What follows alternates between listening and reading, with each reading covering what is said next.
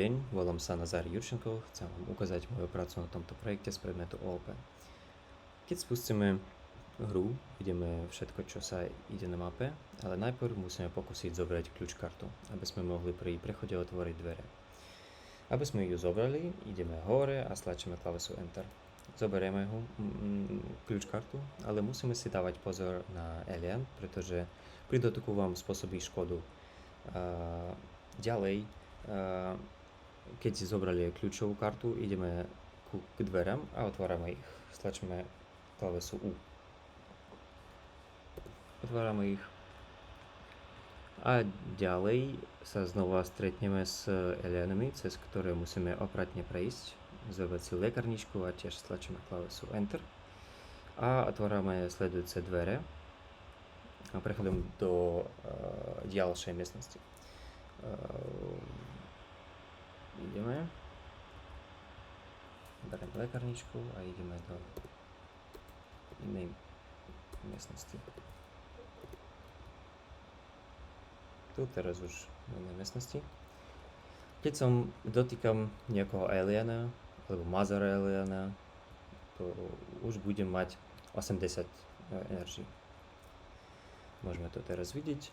A keď chcem použiť lekárničku, kliknem klavesu B a budem mať už 100% energy. Ďalej, v tejto miestnosti čaká nás mazer alien, ktorú tiež potrebujeme, na ktorú tiež musíme dávať pozor. Teraz už použil lekárničku.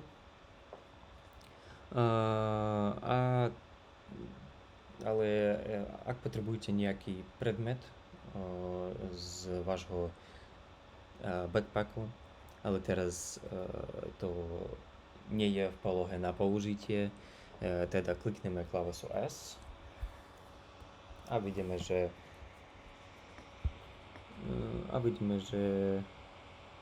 naše predmety menia svoje pozície. Ďalej ideme hľadať muníciu, nejakú zbraň, aby som mohol streľať. Keď ich nájdem, teraz tu nájdem ich, kliknem klavesu Enter a zoberiem ich. Zobral. Ďalej, aby som ich zdvihol,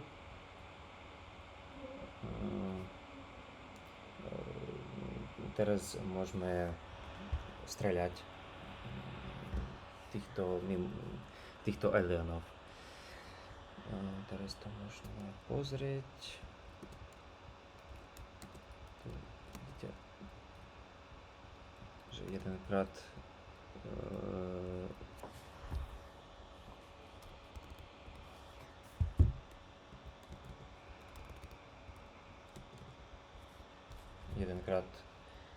vystrelil a je všetko. A ďalej, keď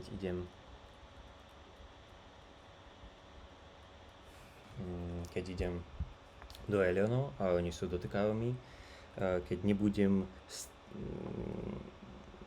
streľať po ním, inak